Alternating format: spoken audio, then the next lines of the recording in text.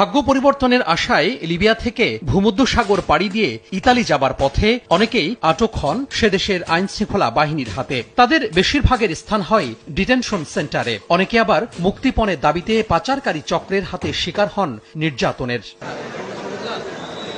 আন্তর্জাতিক অভিবাসন সংস্থার সহায়তায় ডিটেনশন সেন্টার থেকে ছাড়া পেয়ে বৃহস্পতিবার সকালে লিবিয়ার বুরাক এয়ারলাইন্সের একটি ফ্লাইটে দেশে আসেন ১৭৫ বাংলাদেশি। বর্ণনা দেন কতটা মানবেতর জীবন কাটাতে হয়েছে লিবিয়ার ওই সেন্টারে।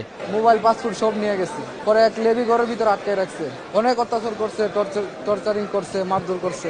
জেল কাটছে আপনার ৩৪ দিন। দালালে গেম টেম দিয়ে গেমের মধ্যে ধরা খাইছি।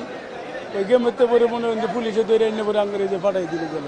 বাড়িতে মনে হয় জমিন টমিন বেচা জমি বেচা বাড়িতে টাকা দিছে, বিকাশ নাম্বারও দিয়ে হয়েছে, আবার ব্যাংক চেকে নিয়ে গেছে আর বিভিন্ন ভাগে টাকা নিছে। টোটালে ১৮ লক্ষ টাকা গেছে, আরো বাকি ৩ লাখ টাকা আমি পরে দিচ্ছি। টোটাল ২১ লক্ষ টাকা আছে।